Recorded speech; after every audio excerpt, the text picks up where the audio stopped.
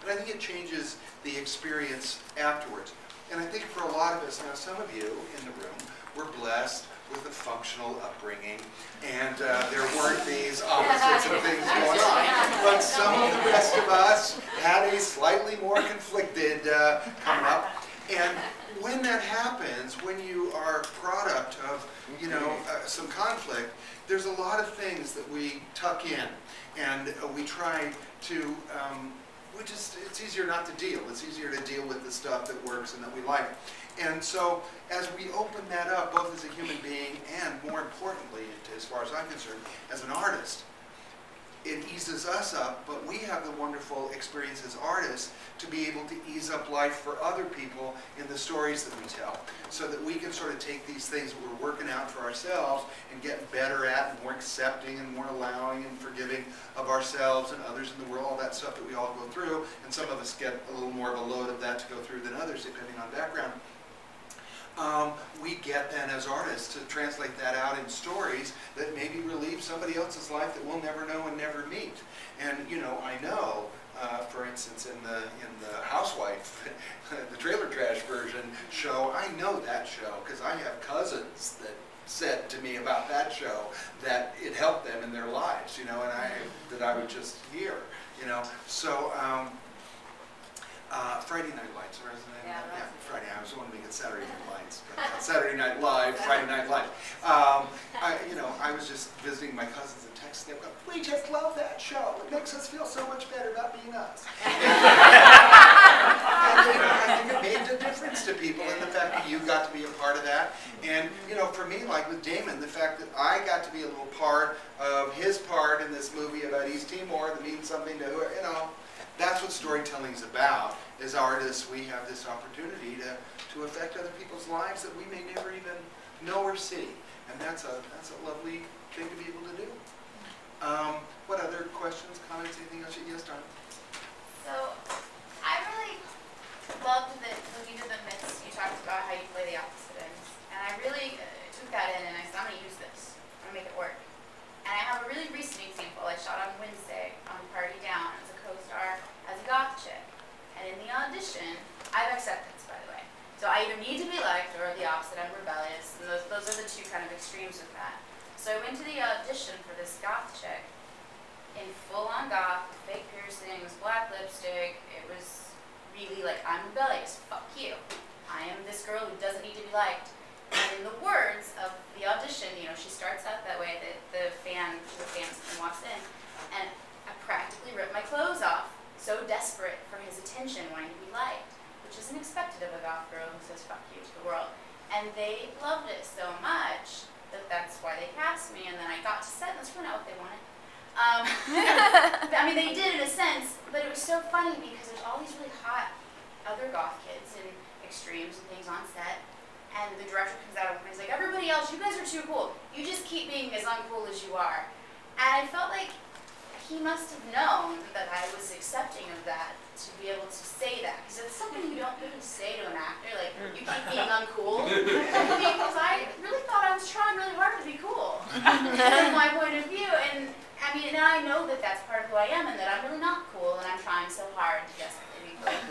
But it works really well. And I think that if I hadn't accepted that you could be both ends of the spectrum, I would have kept trying to play that edgy girl that is either, doesn't want to be liked or go the extreme. I never would try to combine them in the same role. And it worked so well, and because comedy too, you need to be able to do opposites. But that was something that I really took from that, and I found that I love that I can now have that option, that I don't have to play one side or the other. I can do both, or somewhere in the middle. Or, the absolute extremes of that. And it's always something that works for me in every role that I play. And so I really think that that's important that we all know that, that idea of spectrum, as I said to Jeff a little while ago, it's hard for us. It's really hard because we live in this world where some stuff's approved of and some stuff isn't approved of.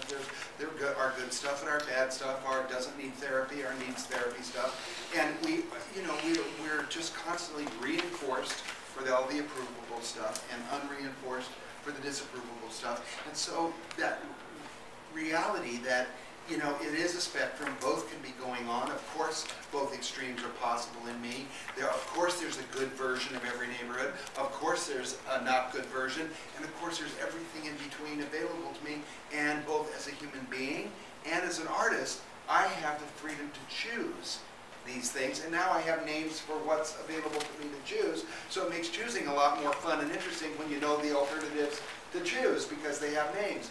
So in all ways, this weird making of lists and all of this stuff, which is fairly time-consuming and mechanical, but it's all results about you.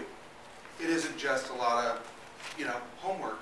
It is results and lists about you that may clear up things personally. They may allow some acceptance for you.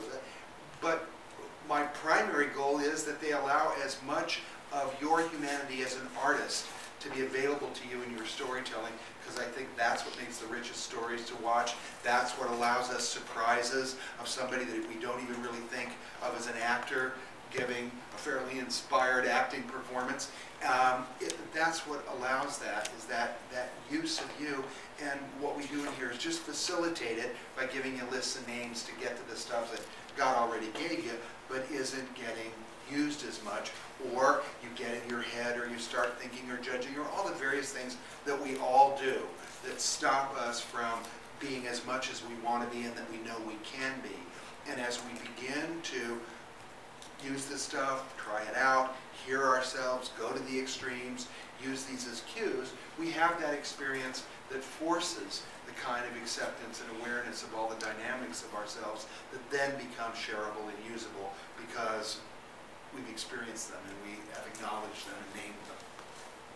So it is why I just so want you all to make this practical, because I want you all coming in here with stories of more opportunities and richer experiences and more fun and more people asking for you and more people writing for you and more people coming up with interesting creations and telling you to go ahead and be uncool, and you know, that they get you and they translate getting you back out into the use of you that's profitable for everybody, them, you, and the audience that's going to be told stories that might help their lives. So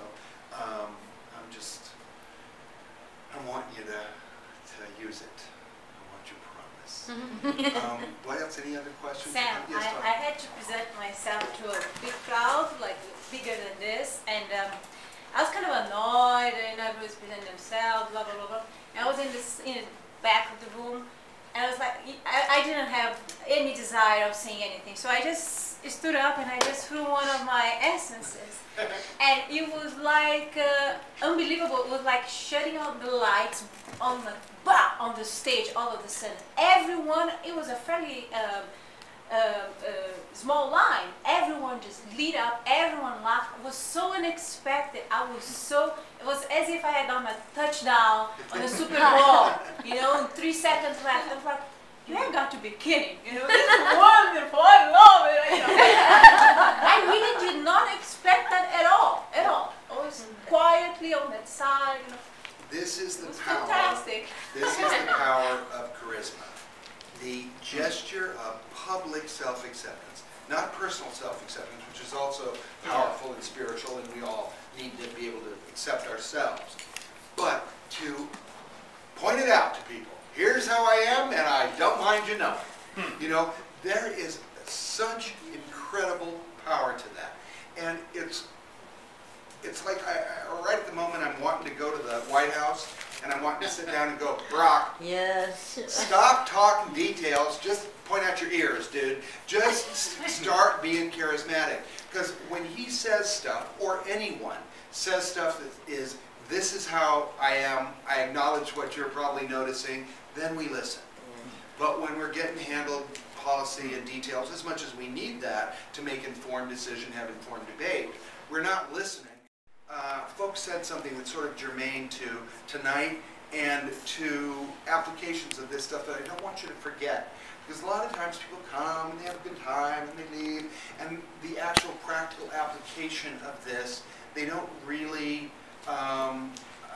engage as quickly and as much as I'd like them to in order to get practical benefits. So this came from, and there's little stories, you know, everything I tell you has a story. So I like stories. This comes from an actress named Diane Tyler,